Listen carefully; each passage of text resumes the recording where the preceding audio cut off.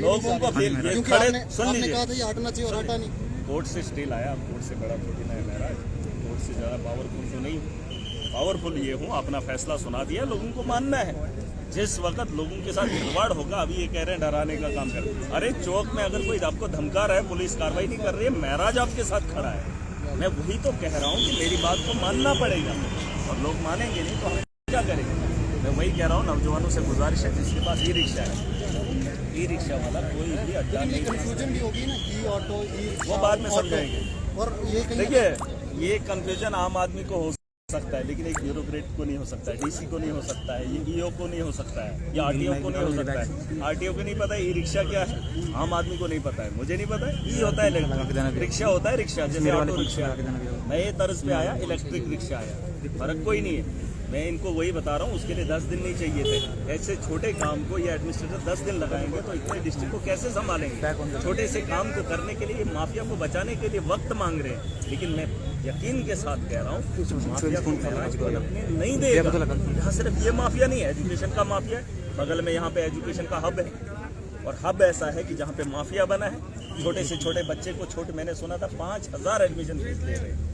एक तरफ से सरकार ने ऑर्डर निकाला, दूसरी तरफ से डिस्ट्रिक्ट के अंदर लूट हो रही है, किताबें बेची जा रही है, और किताबों के नाम पे यहाँ पे धंधा होता है। अरे देख लेना, अपन आने दो। मैं आवाम से गुजारिश करना चाहता हूँ कि आप मेरी बात पे यकीन करिए, और मैं आवाम के मफाद के लिए हमेशा खड़ा, चाहे मुझे कुछ भी करना पड़े। देखिए, इलेक्शन नहीं है, मुझे वोट नहीं चाहिए, लेकिन जो ताकत आपने दी है, उस ताकत के दम पर मैं आप लोगों के साथ इंसाफ करूंगा। लेकिन कुछ जगहों पे अभी भी मुझे आवाम की जरूरत अभी भी है। ऐसा नहीं है कि इतनी ताकत आ गई। अभी ये जो एडमिनिस्ट्रेटर है, इन्होंने खाया, एक कहीं मुलाजिम ने स्कॉर्पियो ली है, इससे स्कॉर्पियो ली है, उसको तो उतारने के लिए ई को तो सी बनाना पड़ेगा।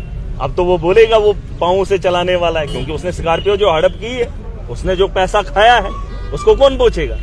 लेकिन उन्हें लगता है कि हम बड़े हो गए, हमारे पास कानून आ गया तो जिसको मर्जी धरेंगे। मैंने कहा है, मैं अपने जलसों में बता कर आया हूँ, जिसके खिलाफ भी आपके पास सबूत है, आप कोर्ट से लड़ाई नहीं लड़ सकते हो, क्योंकि लाखों रुपया लगता है। महराज सुप्रीम कोर्ट तक आपकी लड़ाई लड़ सकता है, वकील का इंतजाम महराज करेगा। आप सबूत इकट्ठे करो, उनकी फाइल तैयार करो, कोर्ट से महराज तुम्हारी लड़ाई लड़ेगा। अगर यूनियन भी कोर्ट में जाती है तो कहीं ना कहीं डिस्प्यूट रहेगा। ये इनका तरीका, सुन लीजिए, ये तरीका रहता है, जल्दी से फटक से कोर्ट में जाते हैं, और एक आम आदमी कोर्ट कचहरियों के चक्कर से डरता है। लेकिन अब कोर्ट कचहरियों के चक्कर इनके भी कटवाए जाएंगे, और जो माफिया इसमें मिला हुआ, देखिए आप मुझे बताइए, डीसी एक मैजिस्ट्रेट है कि नहीं? कितना बड़ा पावरफुल रखता है डिस्ट्रिक्ट मैजिस्ट्रेट। उसको ये बात नहीं समझ आ रही है, पिछले दिनों ये 25 की पर्ची दे रहा था, आज ये 15 की दे रहा है। नहीं, मुझे आप बताइए ना, मतलब सिंपल इतनी आवाम है। हमने भी सवाल किए थे। नहीं, उससे पूछो। कल तक अगर ये 25 आदमी ले रहा था, परसों इसने प्रेस कॉन्फ्रेंस आपको दी, अब ई रिक्शा को लूंगा 25, तेल वाले ऑटो को लूंगा 20, अभी इसने क्यों लिखी है 15 रुपए?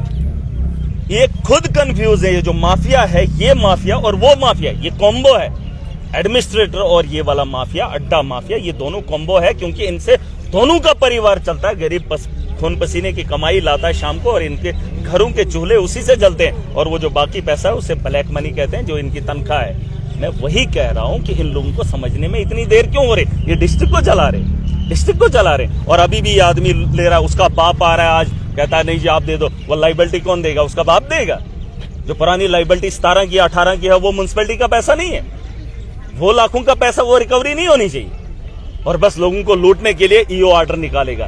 देखिए, ये बातें साफ हैं कि एडमिनिस्ट्रेशन मिलकर आवाम को लूटने पे तुली हुई है, और मेरी जंग, मैं बड़ा हूं, इनको बड़ा समझने में भी दिक्कत आ रही है। मैं ऑनरेबल हूं, पता है आपको, मुझे चिट्ठी लिखने से पहले ऑनरेबल लिखना पड़ता है, और प्रोटोकॉल है मेरा। देश के अंदर सबसे बड़ा जो होता है ना इज्जतदार, उसे सुन लीजिए। नहीं, हल्के में क्या लेंगे, मेरे को क्या हल्के में लेंगे, मुझे अपना पोर्टफोलियो पता है।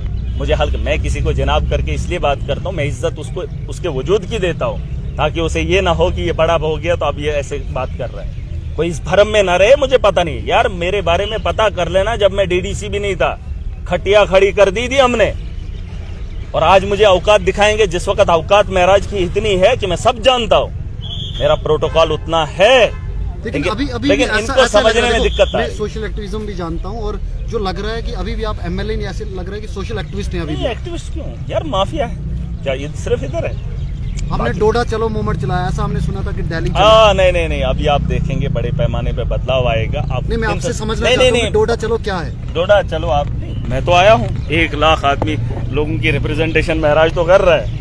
अब इससे बड़ा आपको क्या लगता है? 1 लाख लोगों की भीड़ होनी हमें लग रहा था कि शायद डंपर वैम्पर लेके आएंगे, जैसे वो बात की बात है, वो डंपर नहीं, वो उखाड़ने के लिए जेसीबी सारा तामझाम बनूंगा इनके लिए।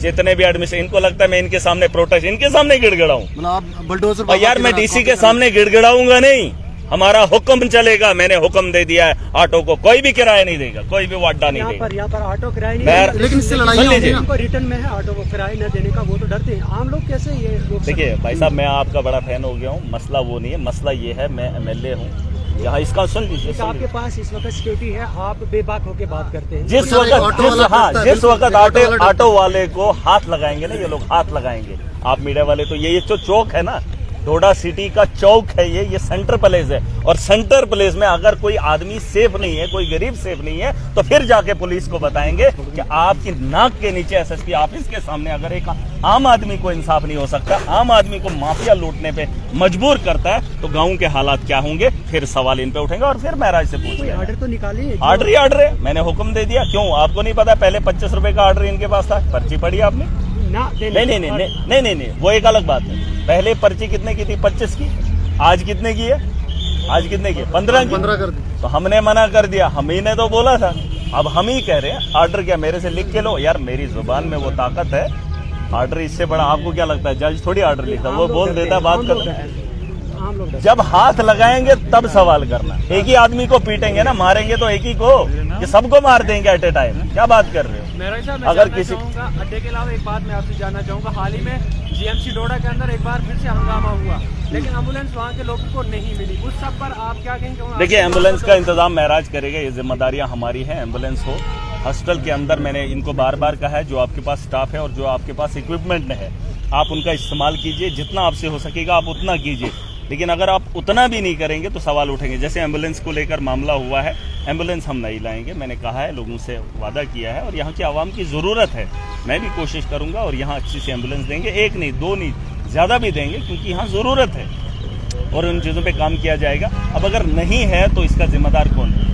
देखिए, होनी भी चाहिए। अगर होने के बावजूद लोगों को नहीं मिल रही है, वहाँ महराज को तकलीफ होती है।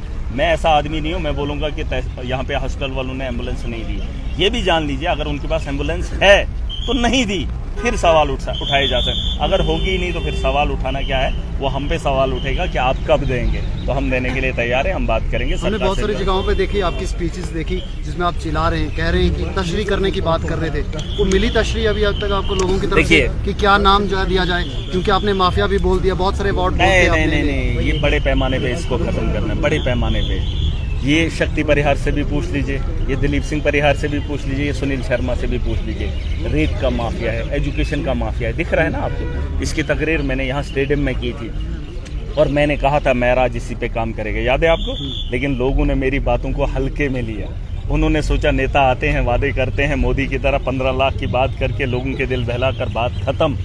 मैंने जो बातें कही हैं, मैं अभी भी कह रहा हूँ, जीतने के बाद तीसरा महीना चल रहा है ना अभी हमारा, 5 साल तक महराज की लड़ाई यही देखेंगे और सत्ता में तो हो। लेकिन आपके ओपोनेंट कह रहे हैं कि हाँ जी आप कुछ नहीं करने वाले, सिर्फ शोर शराबा है। इस शोर शराबे में देखिए, ये जो कहने वाले हैं, ये भी बोलते थे ये बच्चा है, ये इलेक्शन क्या जीतेगा, क्या बच्चे के पीछे चलते थे। जब मैं डीडीसी बना था तब भी लोग कहते थे, चुनाव में खड़ा था, ये क्या करेगा, तब भी मैं जीत गया।